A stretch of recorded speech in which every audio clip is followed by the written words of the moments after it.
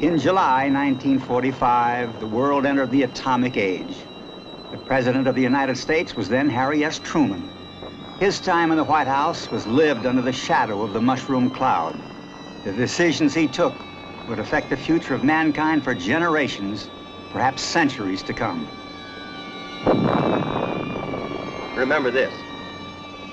If we do have another world war, it will be an atomic war. We could expect many atomic bombs to be dropped on American cities.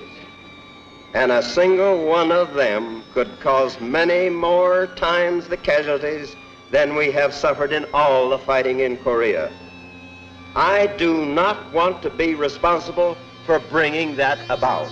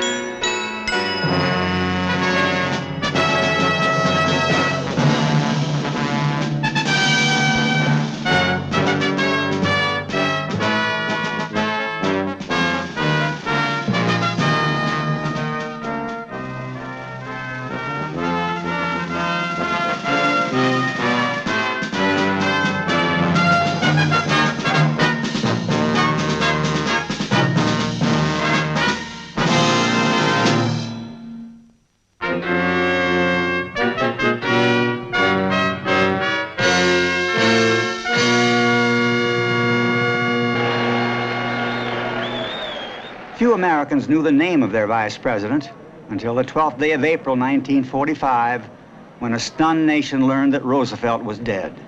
Suddenly, Truman was called upon to take over the leadership of the world's most powerful state. Tragic fate has thrust upon us grave responsibilities. We must carry on.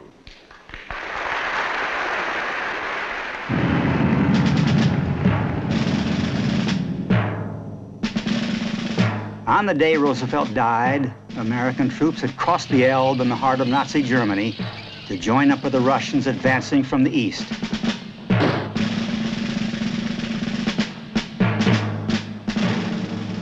Germans were surrendering in their thousands. Hitler's Third Reich was on the point of collapse. The Grand Alliance between the Western democracies and Soviet Russia had triumphed.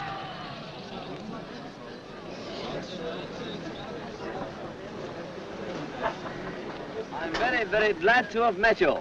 Very glad indeed. Благодарим вас за помощь, которую оказали вы нам в войне против гитлеровской Германии. Thank you very much. We don't understand the language, but we mean the same thing.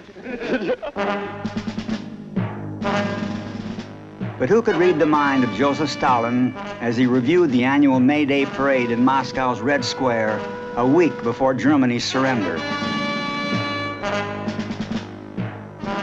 Russia had so far been neutral in the war against Japan, and Japanese envoys in Moscow trusted Stalin would remain so.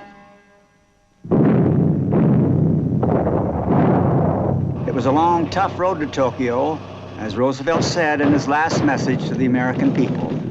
The Japanese contested every inch of the way with the fanaticism that was costing thousands of American lives.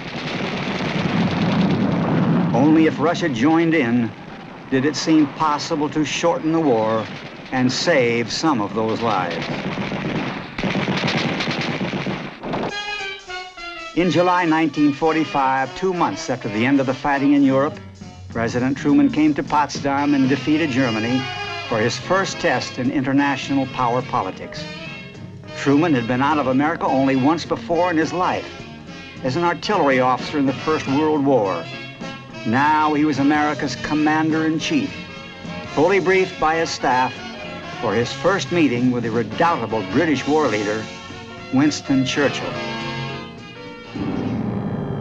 Here, too, Truman came face-to-face with Joseph Stalin, straight from his scheming in the Kremlin, and no doubt wondering whether a new president meant new policies.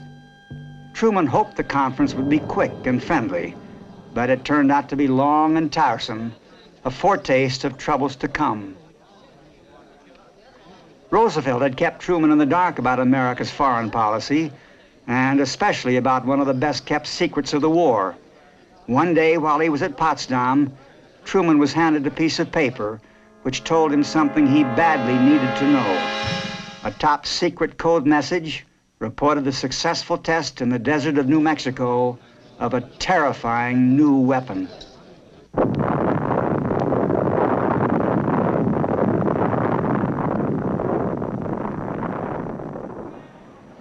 Truman passed the news on to Churchill. Both leaders saw it as a miracle of deliverance from the bloody fighting in the Far East. Without question, Truman was now the most powerful man in the world. There was no longer any need for Russian involvement in the war against Japan. Casually, Truman told Stalin that America had a new weapon which it was hoped would end the war quickly. On August 6th, Truman was on board the cruiser Augusta on his way back from Potsdam when he was told that the first atomic bomb had been dropped and Hiroshima destroyed. "This is the greatest thing in history," he exclaimed as he spread the word gleefully among the ship's crew. After a second bomb had destroyed Nagasaki, the Japanese surrendered. It is an atomic bomb. It is a harnessing of the basic power of the universe. The force from which the sun draws its power has been loosed against those who brought war to the Far East. Once over drinks of bourbon in my office in New York, I asked Mr. Truman if he had any regrets about having ordered the dropping of the atomic bomb in Japan. He said, "Hell no. Wouldn't I have been a villain? Wouldn't I have been even a traitor if I had committed hundreds of thousands of American boys to an invasion of Japan with all the casualties that they would have to take, when a machine that would stop that war was lying idle on a factory floor in Oak Ridge, Tennessee." He was not a man, it fitted his character. He was not a man who had any remorse about anything, especially about any decision he made as an official. Even when his decisions were wrong, he had no remorse about them. He went on to something else. Suddenly, there was peace. Truman, like Roosevelt, hoped that with the establishment of the United Nations, it would be for all time. Let us not fail to grasp this supreme chance to establish a worldwide rule of reason, to create an enduring peace under the guidance of God. But these hopes were short-lived. At their first meeting, Molotow, Stalin's tight-lipped foreign minister, made Truman fear for the worst.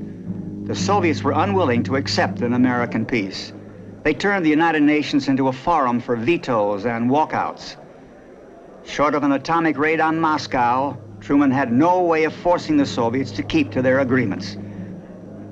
Against Churchill's advice, he had pulled most American troops out of Europe, but at least he could count on the old warrior's assistance. From the very beginning, I think he had a great deal of effect on Churchill. It was largely due to the personal relationship that Truman and Churchill had established, that Mr. Churchill accepted the invitation to go out to Fulton, Missouri, where he made the great Iron Curtain speech. From Stettin in the Baltic to Trieste in the Adriatic, an iron curtain has descended across the continent. All Western Europe was in danger. In Italy and France, large communist parties took their order direct from Moscow. Truman responded forcefully. Since the close of hostilities, the Soviet Union and its agents have destroyed the independence and democratic character of a whole series of nations in Eastern and Central Europe. It is this ruthless course of action and the clear design to extend it to the remaining free nations of Europe that have brought about the critical situation in Europe today. As the situation in Europe deteriorated, Truman was led to an historic decision brought about by events in Greece. The very existence of the Greek state is today threatened by the terrorist activities of several thousand armed men led by communists. The British government, which has been helping Greece, can give no further financial or economic aid after March 31st. We are the only country able to provide that help. We shall not realize our objectives, however, unless we are willing to help free peoples to maintain their free institutions and their national integrity against aggressive movements that seek to impose upon them totalitarian regimes. This is no more than a frank recognition that totalitarian regimes imposed upon free peoples by direct or indirect aggression undermine the foundations of international peace and hence the security of the United States. Such was the Truman Doctrine. It guaranteed immediate support for Turkey as well as Greece, and the line against communism was held. But military aid was not enough. The war and its aftermath had wrecked the economic life of most of the countries of Europe. Food, clothing, and fuel were all scarce. Factories were destroyed. Men had no work. The continent was bleeding to death. Only America could supply a sufficient transfusion of aid to procure its recovery. When the Marshall Plan was first suggested, Truman was very keen on it, but he wanted Marshall to have the credit for it. The Marshall Plan was originally open to all Europeans, but as America's Secretary of State soon found out, Stalin was intent only on wrecking it. Far from cooperating, the Soviet Union and the Communist parties have proclaimed their determined opposition to a plan for European economic recovery. The 6 8/10 billion proposed for the first 15 months is less than a single month's charge of the war. To be quite clear, this unprecedented endeavor of the new world to help the old is neither sure nor easy. But there's no doubt whatever in my mind that if we decide to do this thing, we can do it successfully. And there's also no doubt in my mind that the whole world hangs in the balance. Marshall aid saved Western Europe. Stalin replied by setting up his own economic bloc, and from then on, the continent was divided into two rival systems. At home, Truman's first years in the White House were as difficult as any American president has had to face. Congress in 1946 turned sharply against him. There were constant labor disputes as the economy reverted to peacetime conditions. In the first 10 days of peace, over 1.75 million men lost their jobs. But against John L. Lewis and other labor leaders, Truman was as ready to make bold decisions as in the Cold War overseas. Despite his early inexperience, Truman showed he possessed qualities which perhaps he was unaware of himself. I'd hate to have to break it down as to exactly what his charm was. When he walked down the street of Independence, Missouri, or Kansas City, he stood out because he was dressed so well. He was a haberdasher, and he continued to be in his dress. He had some kind of magnetism that I found it very hard to understand. To me, he was an uncommon, common man. As the 1948 election approached, there were moves to dump Truman as the Democratic Party's candidate. But Truman stood his ground. Senator Barkley and I'll win this election and make these Republicans like it. Don't you forget that. Now, my friends, with the help of God and the wholehearted push which you can put behind this campaign, we can save this country from a continuation of the 80th Congress and from misrule from now on. I must have your help. You must get in and push and win this election. The country can't afford another Republican Congress.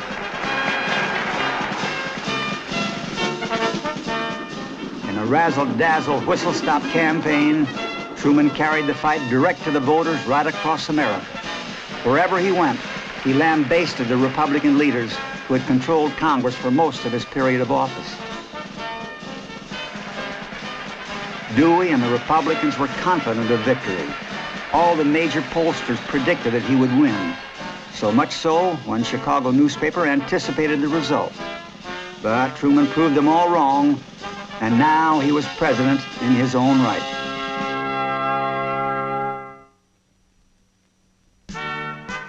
Truman had won the respect of the world, but his re-election brought no respite in the Cold War. Every day, it seemed, there was a new decision to make, and each one had momentous implications, like recognizing the state of Israel and taking the initiative in forming the North Atlantic Treaty Organization.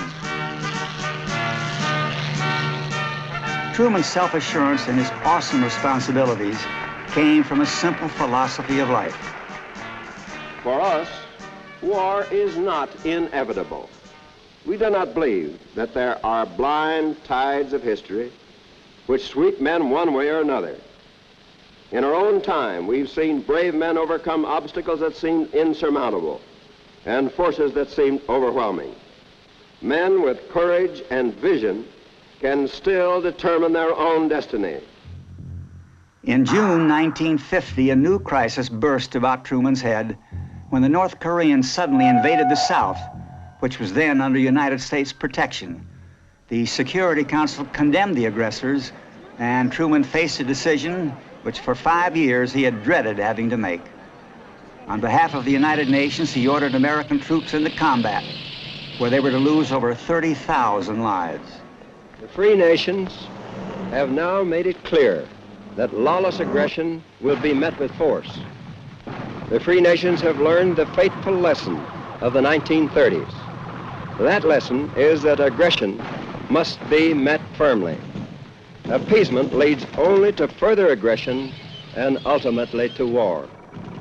As with the Soviet blockade of Berlin, Truman saw the communist action in Korea as a challenge to America's responsibilities as a world power. Hitler and the Japanese generals miscalculated badly 10 years ago when they thought we would not be able to use our economic power effectively for the defeat of aggression. Let would-be aggressors make no such mistake today.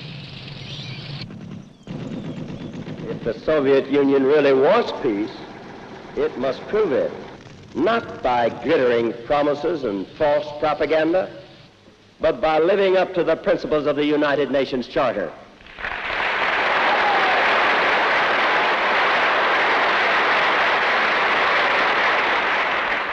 If the Soviet Union really wants peace, it can prove it, and could have proved it on any day since last June 25th by joining the rest of the United Nations in calling upon the North Koreans to lay down their arms at once.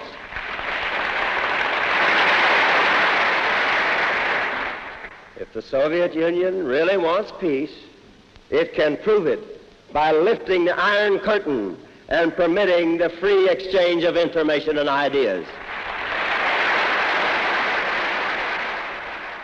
At the height of the war, Truman flew to Wake Island to confer with General Douglas MacArthur, who was in command of all United Nations forces in Korea. Truman was concerned to prevent the war from spreading, and especially to avoid involving communist China, where Mao Zedong had recently won power. MacArthur assured Truman the Chinese would not enter the fight, and even if they did, they would not be very effective. It was a tragic misjudgment. When MacArthur pursued the North Koreans towards the Chinese frontier, Mao's forces entered the war in great strength, altering the whole scale of the campaign.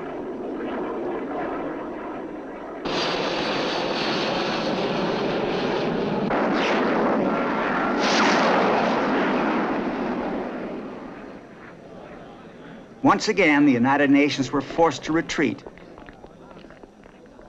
And Seoul, the South Korean capital, had to be abandoned for the second time. The stage was now set for Truman's most dramatic use of presidential power. When MacArthur publicly criticized the limitations set by United Nations policies, which was a direct challenge to Truman himself, Truman fired America's hero general. What would suit the ambitions of the Kremlin better than for our military forces to be committed to a full-scale war with Red China? It may well be that in spite of our best efforts, the communists may spread the war. But it would be wrong, tragically wrong, for us to take the initiative in extending the war. I've thought long and hard about this question of extending the war in Asia. I've discussed it many times with the ablest military advisors in the country. I believe with all my heart that the course we are following is the best course. A number of events have made it evident that General MacArthur did not agree with that policy. I have therefore considered it essential to relieve General MacArthur so that there would be no doubt or confusion as to the real purpose and aim of our policy. It was with the deepest personal regret that I found myself compelled to take this action. General MacArthur is one of our greatest military commanders, but the cause of world peace is much more important than any individual. MacArthur returned for a last hour of glory.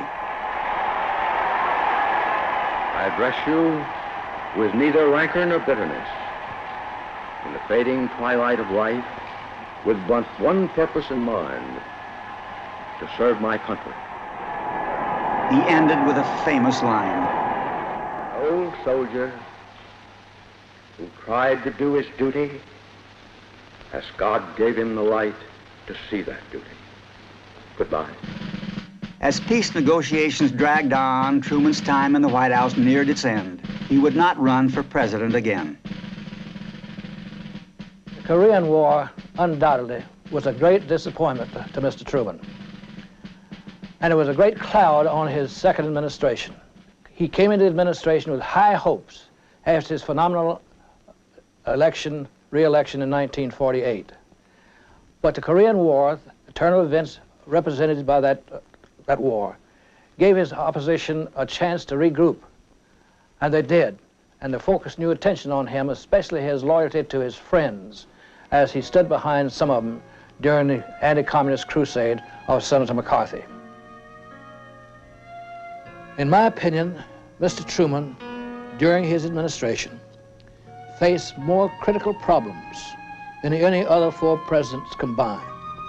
And the way he met those problems, I think, made him a great president and also a great human being.